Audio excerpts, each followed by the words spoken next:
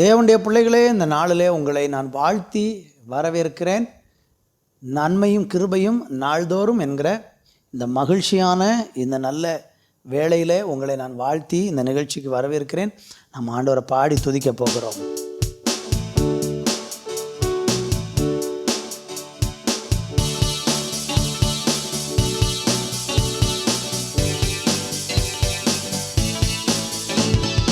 நன்றி பலி நன்றி பலி நல்லவரே உமக்கு தா அதிகாலை ஆனந்தமே அப்பாவும் திருப்பாதமே அதிகாலை ஆனந்தமே அப்பாவும் திருப்பாதமே நேற்றைய துயரமெல்லாம் இன்றே மறைந்ததையா நேற்றைய துயரமெல்லாம் இன்றே மறைந்ததையா நிம்மதி பிறந்ததையா நிரந்தரமானதையா நிம்மதி பிறந்ததையா நிரந்தரமானதையா கோடி கோடி நன்றி டடி கோடி கோடி நன்றி டடி கோடி கோடி நன்றி டடி நன்றி பலி நன்றி பலி நல்லவரே உமக்கு தா அதிகாலை ஆனந்தமே அப்பாவும் திருப்பாதமே அதிகாலை ஆனந்தமே அப்பாவும் திருப்பாதமே ஊழிய பாதையிலே உற்சாகம் தந்தீரையா ஊழிய பாதையிலே உற்சாகம் தந்தீரையா ஓடி ஓடி உழைப்பதற்கு உடல் சுகம் தந்தீரையா ஓடி ஓடி உழைப்பதற்கு உடல் சுகம் தந்தீரையா கோடி கோடி நன்றி டடி கோடி கோடி நன்றி டடி கோடி கோடி நன்றி டடி நன்றி பலி நன்றி பலி நல்லவரே உமக்கு தா அதிகாலை ஆனந்தமே அப்பாவும் திருப்பாதமே அதிகாலை ஆனந்தமே அப்பாவும் திருப்பாதமே அதிகாலை ஆனந்தமே அப்பாவும் திருப்பாதமே அதிகாலையில் திருமுகம் தேடி அர்ப்பணித்தேன் என்னையே ஆராதனை துதி ஸ்தோத்திரங்கள் அப்பனே உமக்கு தந்தே ஆராதனை துதி ஸ்தோத்திரங்கள் அப்பனே உமக்கு தந்தே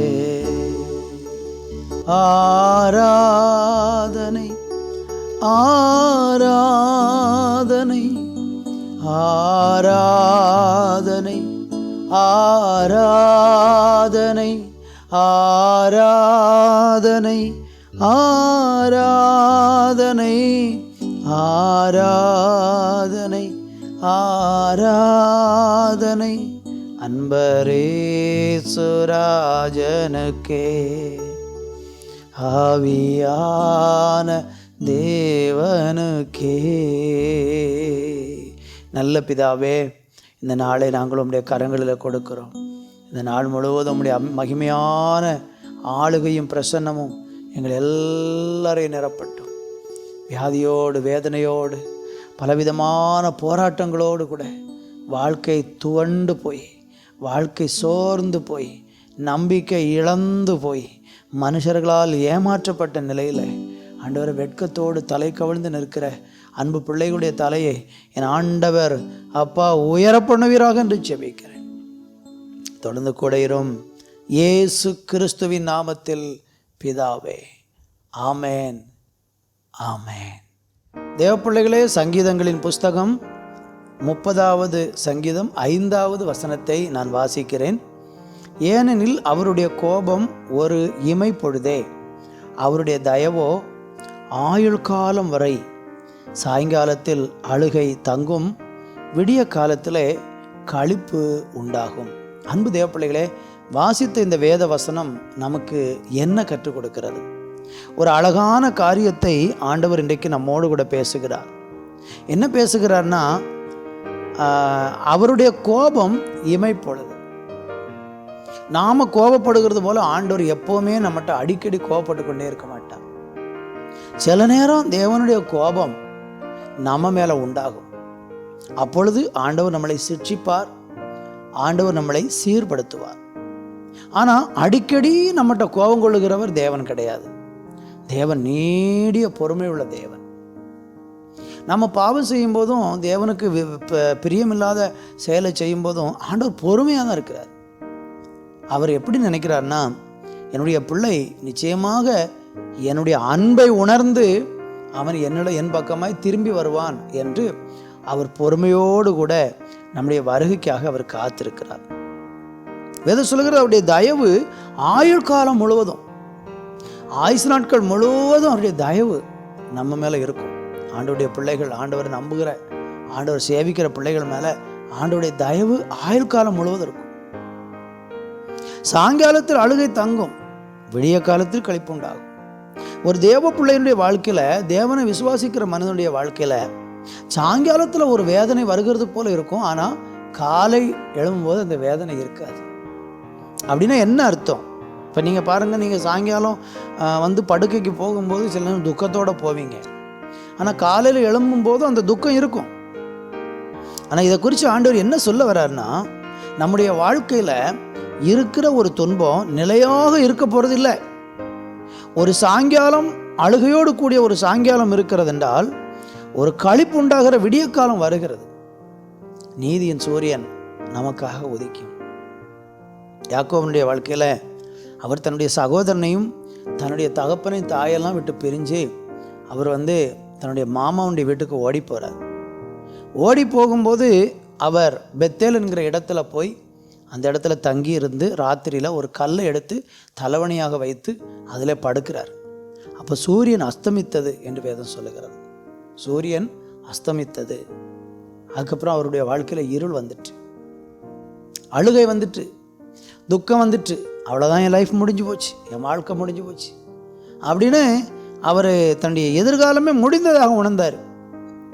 ஆனால் ஆண்டவர் அந்த ராத்திரியில் அவருக்கு ஒரு நல்ல சொப்பனத்தை காண்பிச்சு மாமா வீட்டை கூட்டி கொண்டு போய் 20 வருஷம் அவர் அங்கே தங்கியிருந்தார்.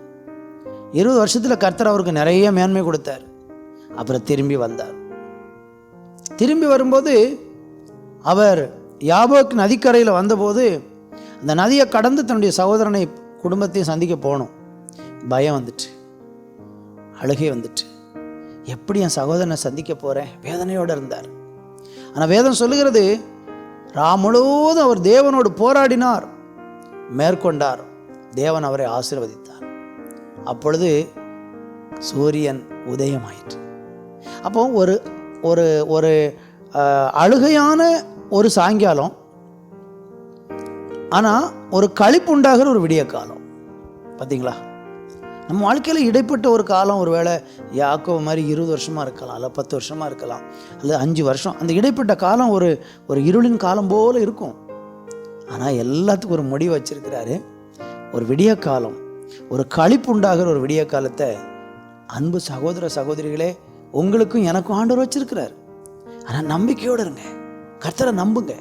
இந்த செய்தியை கேட்குற நீங்கள் இயேசுவை ஏற்றுக்கொள்ளாமல் இருந்தீங்கன்னா இன்னைக்கு இயேசுவை ஏற்றுக்கொண்டு வந்து பாருங்க, உங்களுக்கு ஒரு விடிய காலம் காத்திருக்கிறது. களிப்பு உண்டாகிற ஒரு விடிய காலம், அழுகை உண்டாகிற ஒரு ராக்காலம் உங்களை விட்டு கடந்து போய், ஒரு சாயங்காலம் கடந்து போய் களிப்பு உண்டாகிற ஒரு விடிய காலம் வருகிறது. நம்புறீங்கன்னா தேவனை ஸ்தோத்திரம் பண்ணுங்க. உங்களுக்காக ஜெபிக்கிறேன். நல்ல தகப்பனே, இந்த நாட்களில் களிப்புண்டாகிற ஒரு விடிய காலத்தை ஆண்டவரே எங்களுக்கு தந்து ஆசீர்வதிக்கிற கிருபைக்காய் நன்றி. ஒவ்வொருவருக்கும் அப்படியே கொடும், கண்ணீரை மாற்றும், பிள்ளைகளுடைய வாழ்க்கையை பிரகாசமாய் மாற்றி ஆசீர்வதித்தரணும். இயேசுவின் நாமத்தில் பிதாவே, ஆமேன், ஆமேன்.